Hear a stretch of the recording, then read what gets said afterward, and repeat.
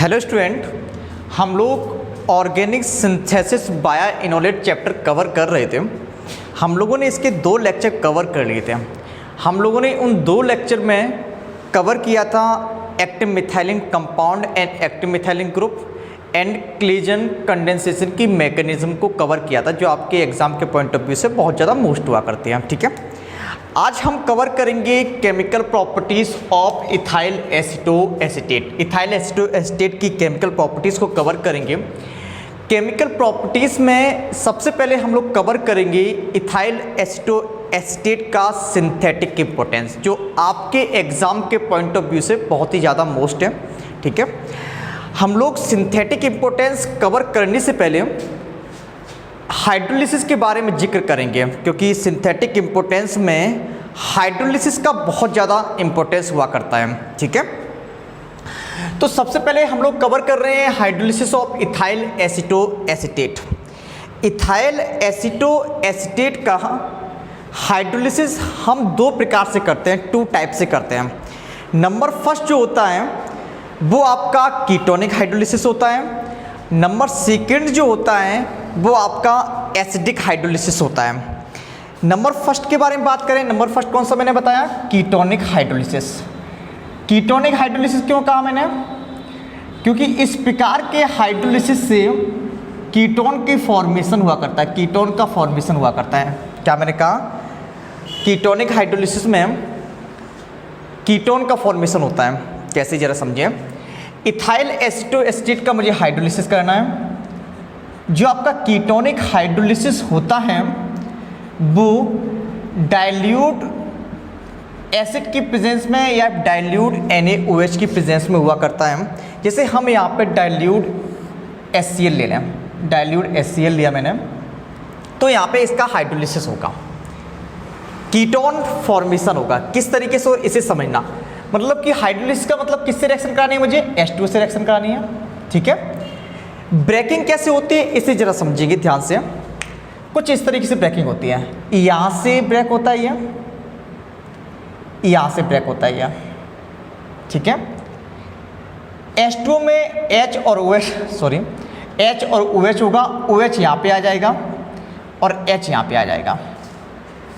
फिर से समझिए, H2 के 2 पार्ट होते हैं, H और OH। OH को मैंने यहाँ पे लिख दिया, H को मैंने यहाँ पे लिख दिया। तो आपका क्या बन गया? CH3 COOCH3। क्या बना? CH3 COOCH3 एसीटोन बन गया। क्या बन गया? कीटोन बन गया। उसके बाद ये पूरा पार्ट रिमूव हो जाता है CO2 के फॉर्म में, ये CO2 के फॉर्म में निकल गया। उसके बाद ये पूरा कंबाइन हो जाता है, क्या बन जाता है? C2H5OH बन गया। तो इस प्रकार के हाइड्रोलिसिस से क्या बनता है? इस प्रकार के हाइड्रोलिसिस से कीटोन का फॉर्मेशन होता है। ये क्या है आपका? एसीटोन का फॉर्मेशन हुआ है यहाँ पर। इसलिए इस प्रकार के हाइड्रोलिसिस को हम लोग क्या बोला करते हैं? कीटोनिक हाइड्रोलिसिस बोला करते हैं। अगर हम कुछ ऐसा कर लिखें, आपको ये पता है ये जो हाइड्रोजन हुआ करती है उसे बोला करते हैं एक्टिव, ये जो ग्रुप हुआ करता है इसे क्या बोलते हैं? एक्टिव मिथाइलिन ग्रुप बोला करते हैं। ये जो हाइड्रोजन होती है वो वेरी रिएक्टिव हुआ करती है, H+ के फॉर्म में निकल जाया करती है। अगर ये H+ के फॉर्म में निकल जाती है तो यहाँ पे सोडियम भी लगा सकते हैं। मैंने इनोलेट के बारे में बताया था, सोडियम भी आ सकता है। अगर सोडियम आ सकता है तो एल्काइल हैलाइड की मॉलिक्यूल से रिएक्शन करा के यहाँ पे एल्काइल ग्रुप भी लगा सकते हैं। तो सिंपल सी लैंग्वेज में समझना है कि इस H की जगह पर हम 2 H हैं, यहाँ पर एक R भी लगा सकते हैं और 2 R भी लगा सकते हैं, मतलब एक एल्काइल ग्रुप भी लगा सकते हैं और 2 एल्काइल ग्रुप भी लगा सकते हैं। जरा समझिए ध्यान से किस तरीके से। CH3 CO, यहाँ पे क्या कर लिया मैंने? एक एल्काइल ग्रुप लगा दिया। ठीक है, COOC2H5। हमने क्या कर दिया? डाइल्यूट HCl से रिएक्शन करा दिया। आप H2SO4 ले सकते हैं। ठीक है, क्या बनेगा? ये H2 देगा। H2 का मतलब क्या? H और OH। यहाँ पे क्या करेंगे हम लोग? OH को रख देंगे। यहाँ पे क्या करेंगे हम लोग? H को रख देंगे। ठीक है, तो क्या बनेगा? CH3CORCH2, मतलब किस तरीके से? CH3, उसके बाद क्या आया? CO, उसके बाद CH2, ये CH2 है और क्या बना है R जड़ा हुआ है, R बन गया और ये क्या किस फॉर्म में निकल जाएगा CO2 के फॉर्म में निकल जाएगा और क्या बन जाएगा आपका C2H5OH बन जाएगा। ये भी क्या है आपका एक एसीटोन है, ठीक है।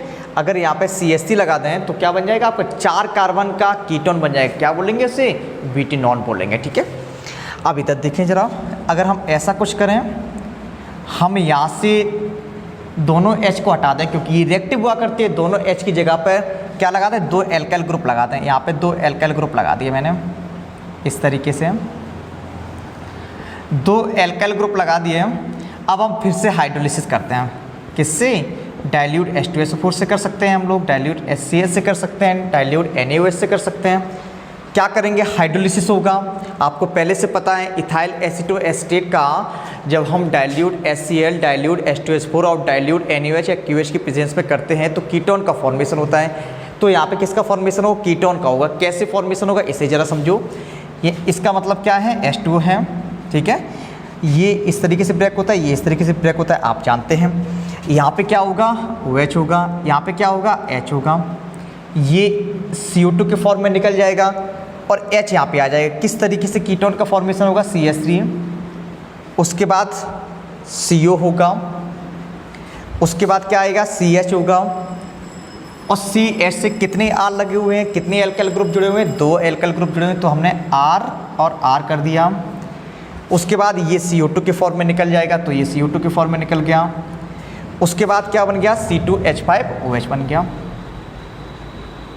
आपको बात समझ में आ गई होगी। कीटोनिक हाइड्रोलिसिस से क्या बनता है, कीटोन का फॉर्मेशन हुआ करता है, किसकी प्रेजेंस में करते हैं, डाइल्यूट NaOH, डाइल्यूट KOH या फिर डाइल्यूट HCl और डाइल्यूट H2SO4 की प्रेजेंस में करा सकते हैं हम लोग, ठीक है।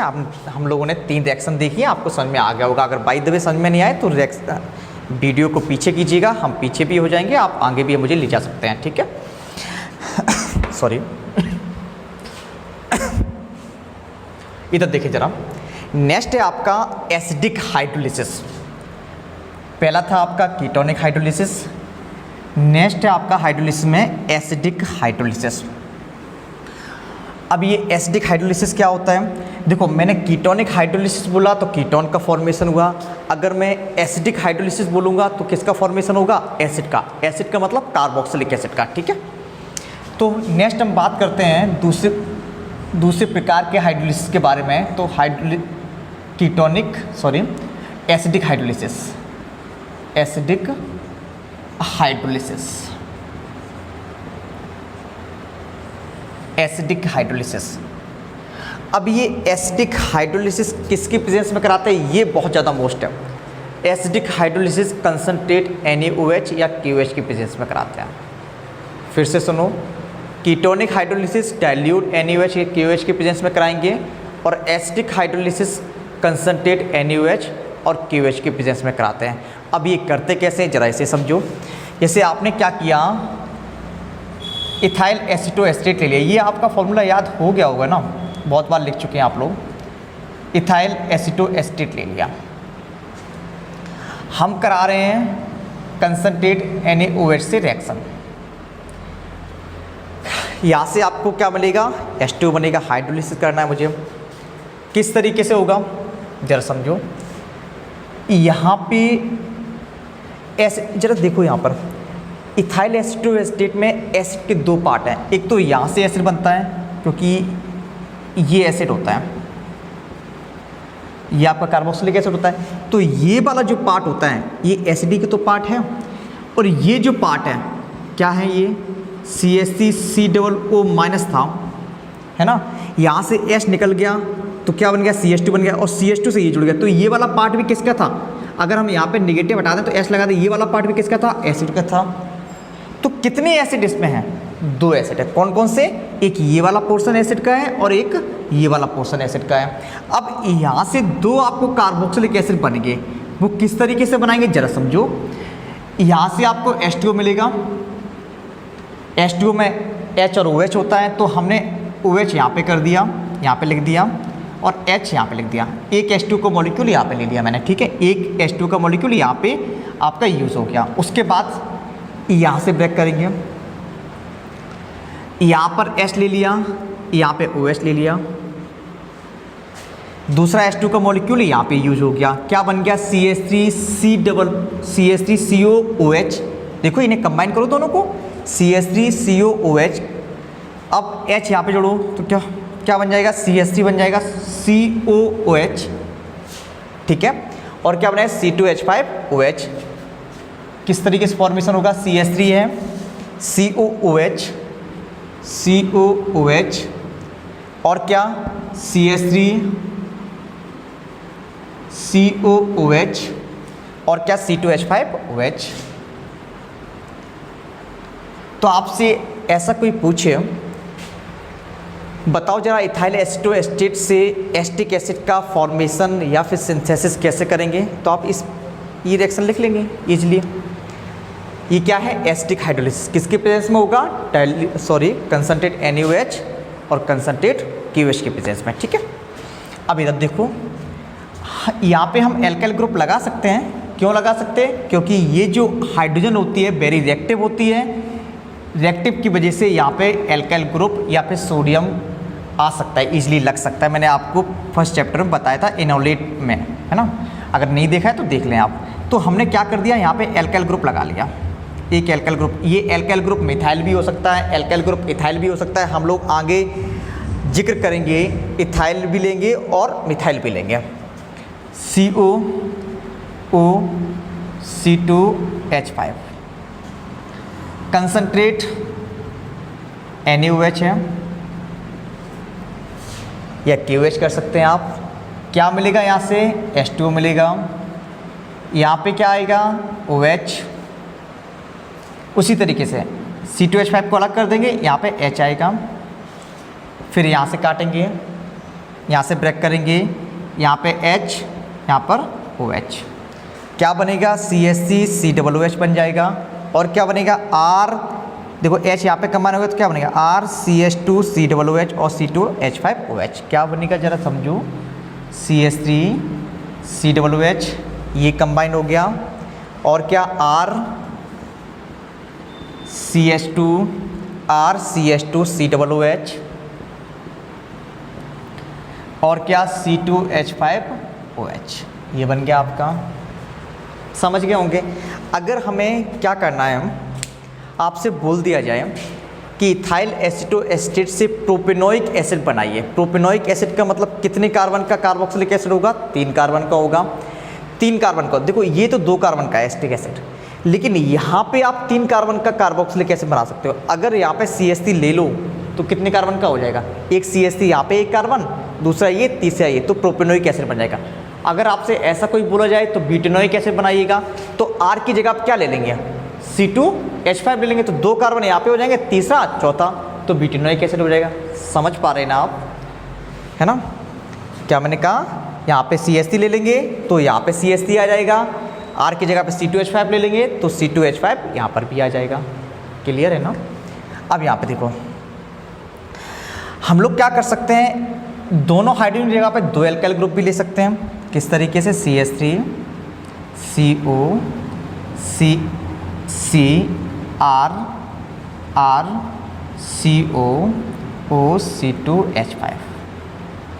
ये आपका इथाइल एसीटोएस्टेट का डाई एल्काइल डेरिवेटिव्स है।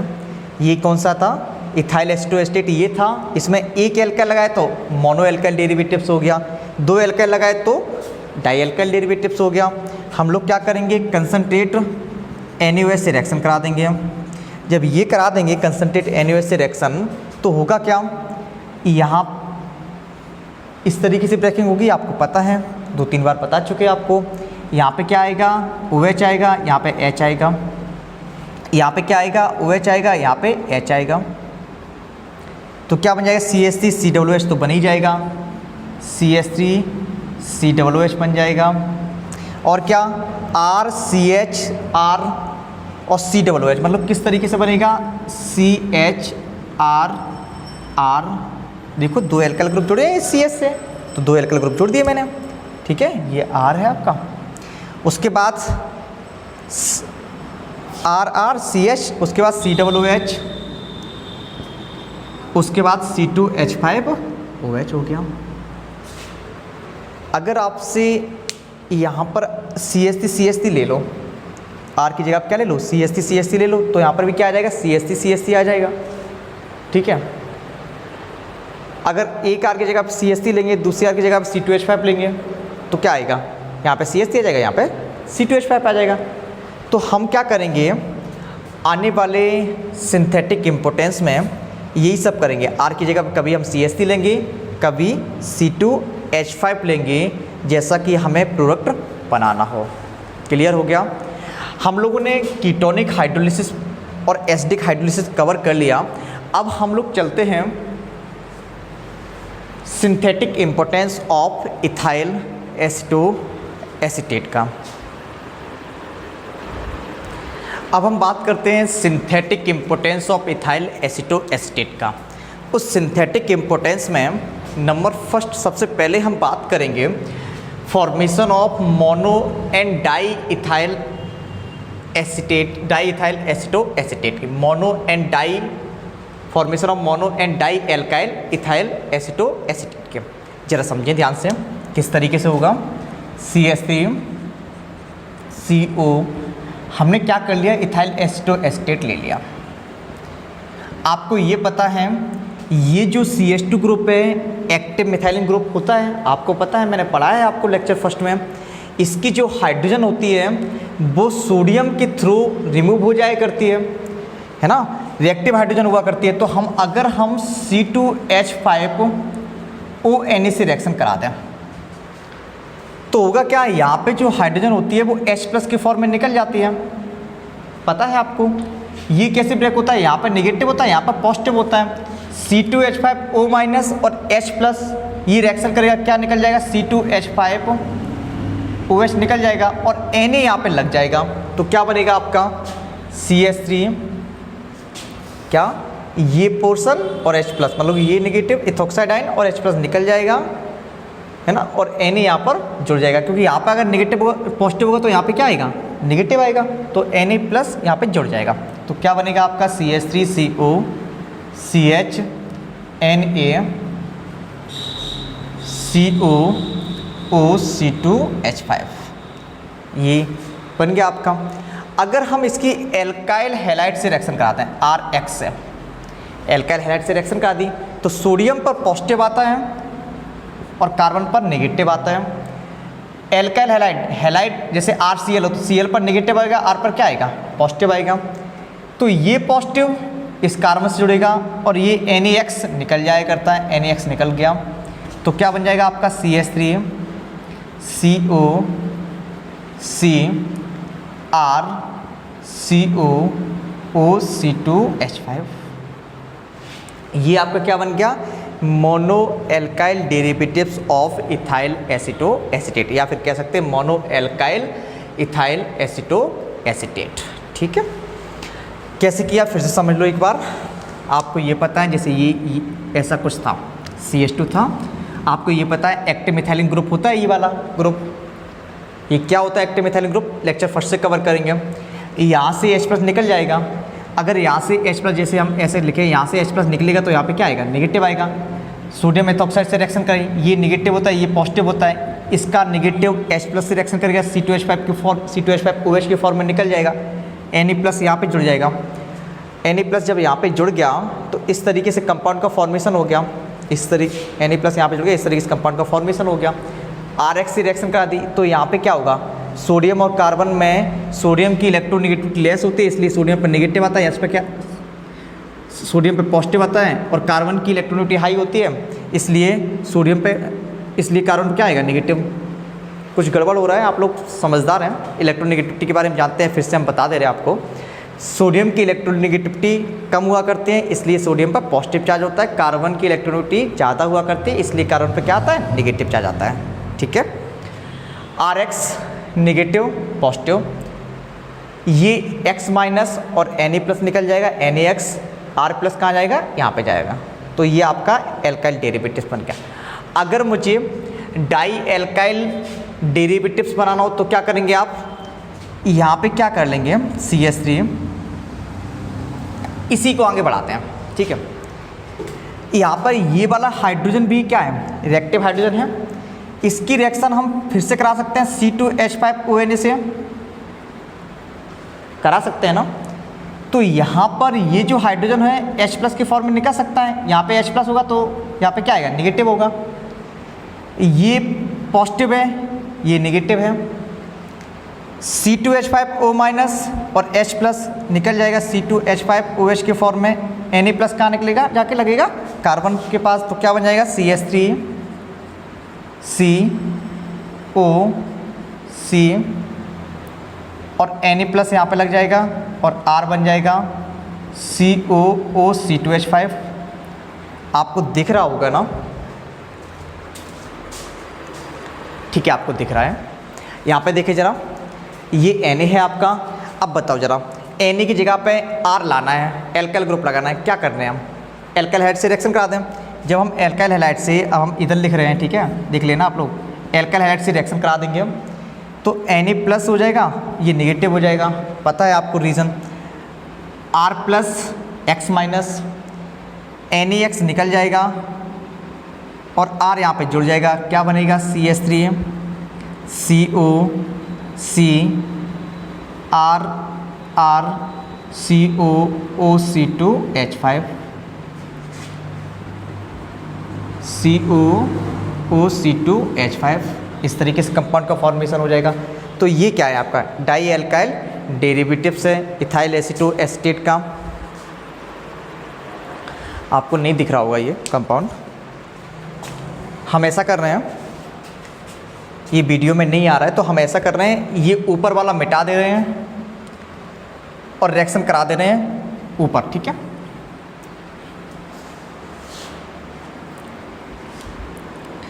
अगर हम RX की रिएक्शन कराते हैं, RX की रिएक्शन कराएं तो यहाँ पे नेगेटिव होगा, यहाँ पे क्या आएगा, पॉजिटिव होगा। यहाँ पे पॉजिटिव होगा, यहाँ पे क्या आएगा, नेगेटिव होगा। NaX निकल जाएगा आपका, R यहाँ पे जुड़ जाएगा, मतलब बनेगा क्या, CH3COC, R जुड़ गया, एक R तो जुड़ा ही था और R+ कार्बन से जुड़ गया जाके, और क्या बन जाएगा COOC2H5। तो ये क्या बन गया, डाई एल्काइल डेरिवेटिव्स, किसका, इथाइल एसीटोएस्टेट का। सबसे पहले सुनो क्या किया था मैंने, हमने इथाइल एसीटोएस्टेट लिया। आपको पता है इथाइल एसीटोएस्टेट में एक्टिव मिथाइलिन ग्रुप होता है। जैसे हमने इसकी C2H5ONA से रिएक्शन कराई तो आपका सोडियम इथाइल एसीटोएस्टेट में जुड़ जाया करता है। उसके बाद जब हम सोडियम सॉल्ट बना लेंगे तो हम किसकी रिएक्शन कराएंगे, RX की, एल्काइल हैलाइड की कराएंगे। तो सोडियम और हैलोजन आपस में कंबाइन करके NaX निकाल देंगे और एल्काइल ग्रुप कहाँ जुड़ जाएगा, सोडियम की जगह पर जुड़ जाएगा। तो उससे मोनो एल्काइल डेरिवेटिव्स बनेंगे। जब हम, और जो मोनो एल्काइल डेरिवेटिव बना है आपका, मोनो एल्काइल डेरिवेटिव्स की हम रिएक्शन कराएंगे हम फिर से C2H5ONA से। C2H5ONA से जब मोनो एल्काइल डेरिवेटिव्स की रिएक्शन कराएंगे तो फिर से H हटेगा और सोडियम आ जाएगा उसके स्थान पर। किस तरीके से, जरा देखो, ये जो मोनो एल्काइल डेरिवेटिव्स बना था आपका, आप वीडियो पीछे करके देखेंगे आपको समझ में आएगा। मोनो एल्काइल डेरिवेटिव्स बना था तो हमने फिर से C2H5ONA की रिएक्शन कराई, H+ और C2H5O- C2H5OH निकल जाएगा, ये और ये कंबाइन हो जाएंगे, Na+ यहाँ पे ऐड हो जाएगा, ये बन गया। फिर से RX से रिएक्शन करी तो क्या बन गया, डाई एल्काइल डेरिवेटिव्स बन गया। मेरे पास जगह नहीं थी, थोड़ी बड़ी रिएक्शन है, हमने मिटा दी थी। आप लोग अगर बार बार देखेंगे आपको समझ में आएगा, नहीं समझ में आए तो मुझे बता दीजिएगा आप। अब हम बात करते हैं फॉर्मेशन ऑफ कार्बोक्सिलिक एसिड के। नेक्स्ट है आपका synthetic importance, formation of carboxylic acid.